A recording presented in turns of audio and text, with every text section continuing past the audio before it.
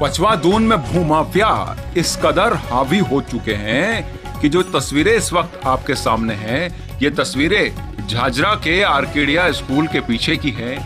जहां पर स्थिति इतनी बदतर है कि पहले जो पुस्ता निर्माण किया गया उस पुस्ते के हिसाब से पीछे की तरफ सरकारी संपत्ति थी,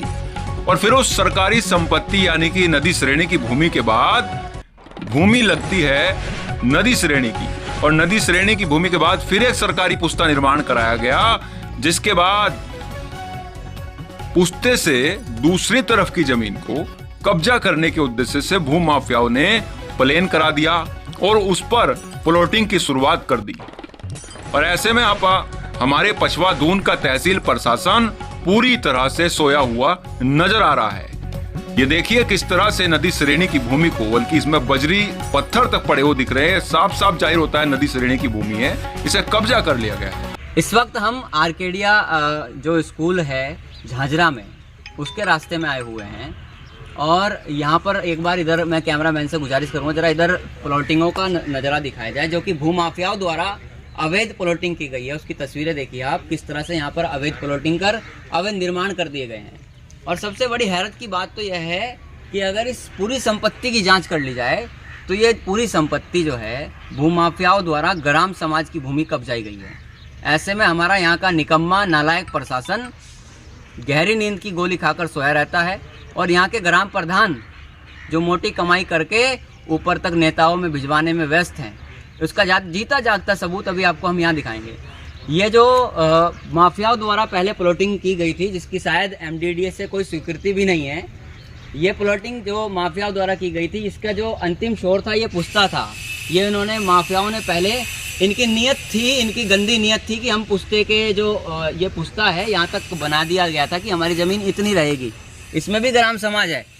इसे कब्जा करके उन्होंने फिर भी पहले भी ग्राम समाज की ज़मीन पर नीयत डाली और ये पुस्ते तक कब्जाई। उसके बाद फिर इन्होंने इनके मन भरा नहीं, उसके बाद इन्होंने सोचा कि क्यों ना और ज़मीन कब्जा ली जाए। तो कोई इसमें सूत्रों के हवाले से खबर मिली है कि कोई कुंडलिया नाम का और कोई इसमें 2-3 भूमाफिया और हैं। एक बड़ी खबर ये भी है कि इसमें IAS रैंक का जो जिला खनन अधिकारी रह चुका है, जिसके ऊपर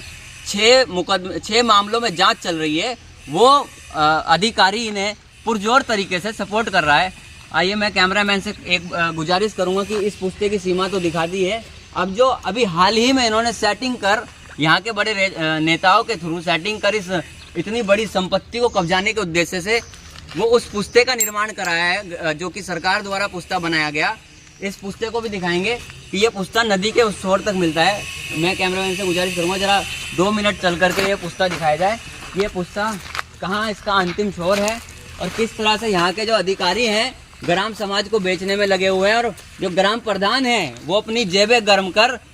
यहाँ पर जो आपको एक बात बता दें कि ग्राम समाज को भू संरक्षण समिति का अध्यक्ष बनाया जाता है कि ग्राम समाज की जमीनों पर कोई कब्जा ना कर पाए, इसलिए उसकी रक्षा करने के लिए यहाँ पर ग्राम समाज की जमीनों के लिए प्रधान को नियुक्त किया जाता है, उसे अध्यक्ष बनाया जाता है। पर लेकिन झाझरा का खेल उल्टा है, यहाँ पर ग्राम समाज की जमीनें ग्राम प्रधान ही बिकवा रहे हैं। ये हाल यहाँ का है। एक बार मैं लास्ट छोर दिखा दूँ आपको इस खबर के समाप्त होने से पहले कि यहाँ की स्थिति कितनी बुरी है।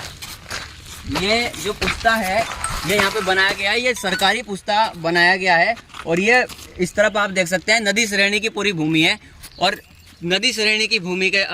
को किस तरह से कब्जाया गया है और माफिया किस तरह से यहाँ कब्जा कर रहे हैं। ये पूरी तस्वीरें आप देखिए, यहाँ पे ऐसा लगता है जैसे जेसीबी से इसे प्लेन करके यहाँ कोई बड़ा माफिया अपने आली रेस्टोरेंट या होटल टाइप निर्माण करने के फिराक में है, जो कि अपनी अय्यासियाँ इस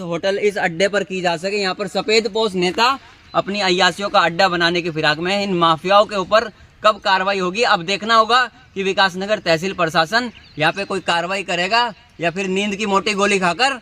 चैन से सोता रहेगा।